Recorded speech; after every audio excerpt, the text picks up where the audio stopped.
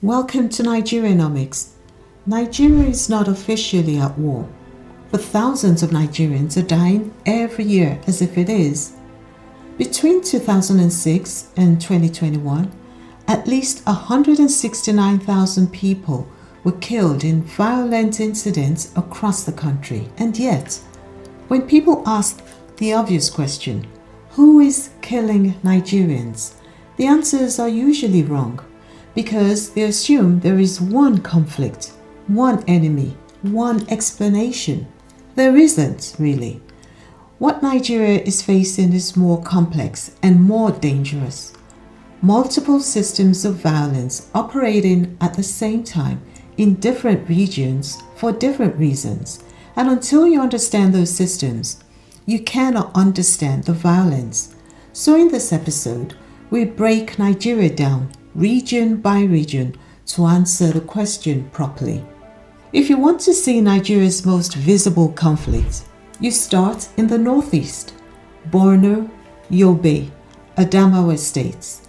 This is the center of a 15-year insurgency and still one of the deadliest theaters in the country.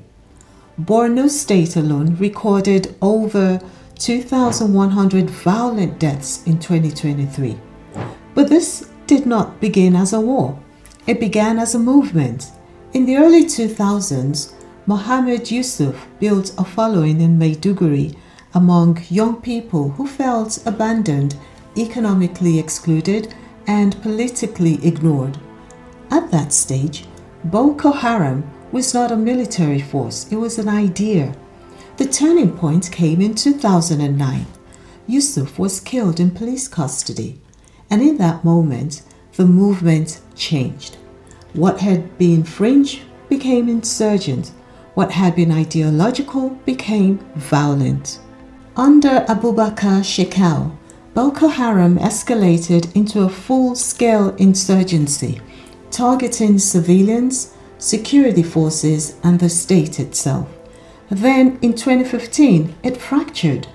One faction became ISWAP, aligned with the Islamic State, and that split changed the structure of a conflict. Today, ISWAP is the dominant force, but it operates differently. It taxes communities, it governs territory, it targets the military more strategically. This is no longer just insurgency. It is competitive control between armed groups and between those groups and the Nigerian state. And the conflict is expanding. Across the Sahel, from Mali to Niger, jihadist networks are pushing outward. That pressure is beginning to reach Nigeria's northwest, which means the northeast conflict is no longer contained, it is connected.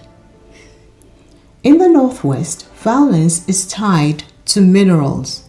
In the northeast, it is something deeper. It is the collapse of livelihoods. The Lake Chad Basin has shrunk. Communities have been displaced. Economic survival has become uncertain.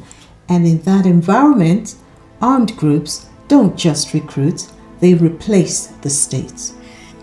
And the core failure in this case is the military has made gains. Territory has been cleared, but the pattern is consistent.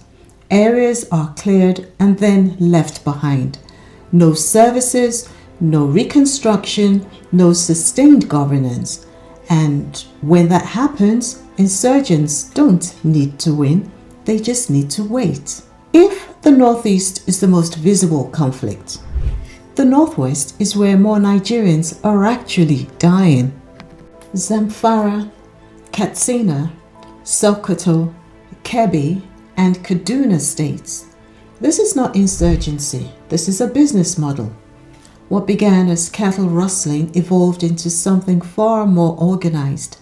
Raiding, kidnapping for ransom, territorial control. Over time, violence became profitable. And once violence becomes profitable, it sustains itself. This is where the analysis matters, because banditry alone is not isolated. It is connected to a much larger system. Illegal mining, particularly gold and lithium, has created a multi-billion naira shadow economy. In many areas, access to mineral deposits is controlled by powerful actors. Those actors require protection. Armed groups provide it, and in return, those same armed groups fund themselves through kidnapping, raids, and extortion. Money flows upward, violence flows downward. This is not chaos, it is a functioning economic system. The core failure in this case, government response, has been inconsistent. Military operations disrupt, but do not dismantle. Ceasefires pause, but do not resolve, because the focus has been on fighters, not the system funding them. And as long as that system remains intact, violence will regenerate. The Middle Belt is not driven by ideology, it is driven by land. Benue, Plateau, Niger, Nasarawa, and Kaduna states. These are rural communities, not battlefields, but the violence here is just as deadly. Benue State alone recorded over 800 violent deaths in 2023. The conflict has existed for decades, but the conditions have changed. Climate pressure has reduced grazing land, population growth has increased demand for farmland, and what were once local disputes have become lethal because now there are automatic weapons.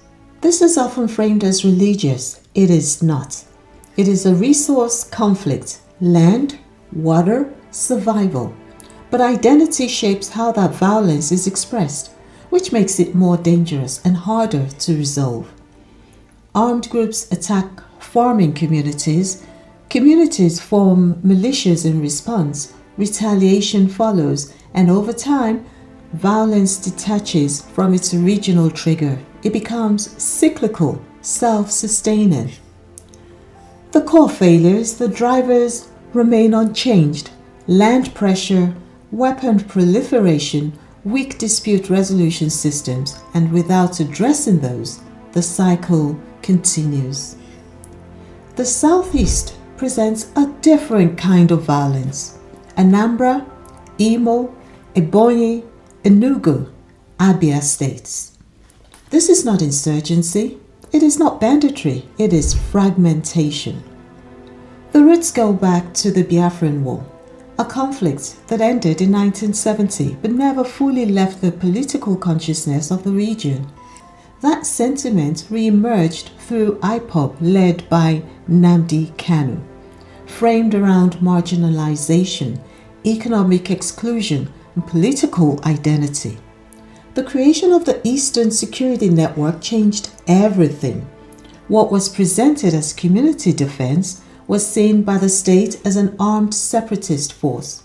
The response was force, and from there, the system fractured. IPOB and ESN remain central, but they are no longer alone.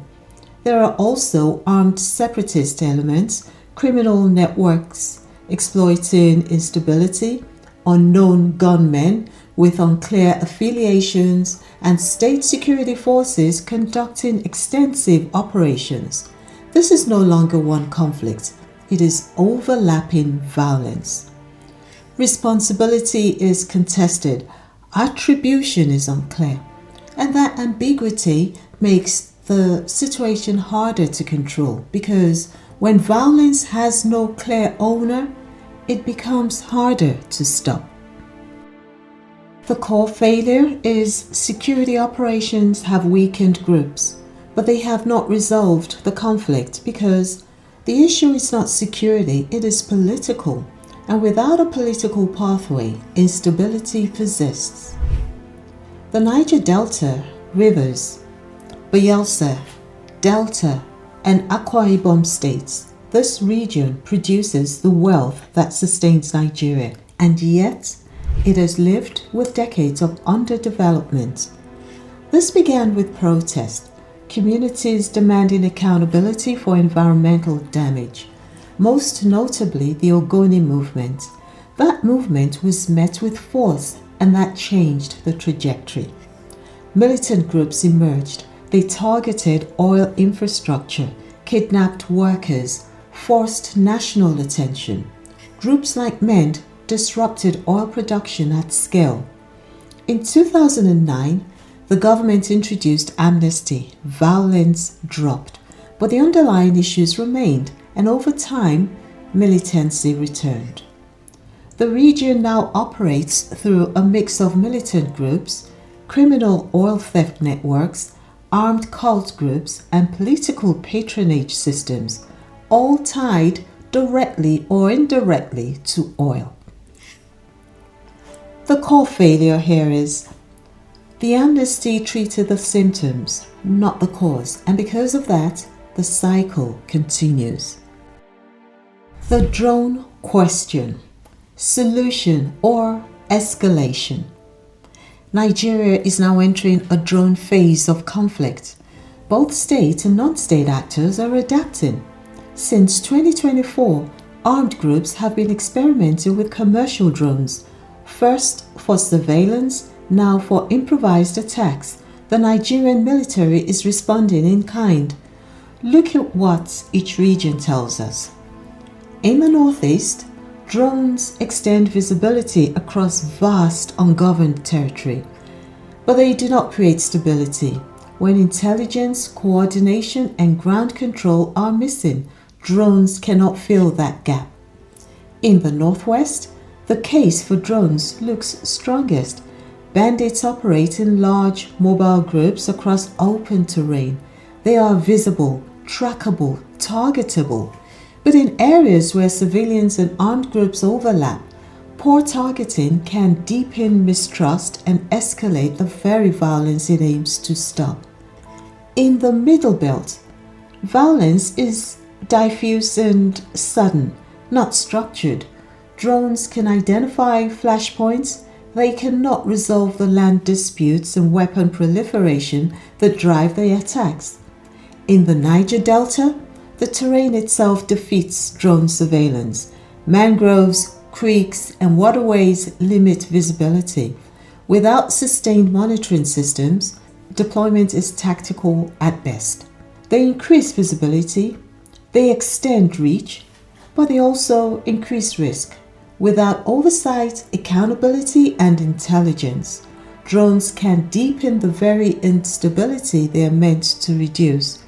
Technology without accountability does not stabilize systems, it destabilizes them further. So, who is killing Nigerians? In the northeast, insurgent groups competing for control. In the northwest, criminal networks driven by profit. In the southeast, fragmented violence with no single center. In the Middle Belt, land conflicts sustained by cycles of retaliation. In the Niger Delta, resource conflict that never fully ended. What connects all of them is not ideology, not ethnicity, not geography. It is structure. Weak state presence, contested resources, porous borders, and governance failure. Nigeria is not facing one crisis. It is facing multiple systems at the same time. Poverty feeds those systems. Nearly half the population lives below the poverty line. This is not background context, it is fuel.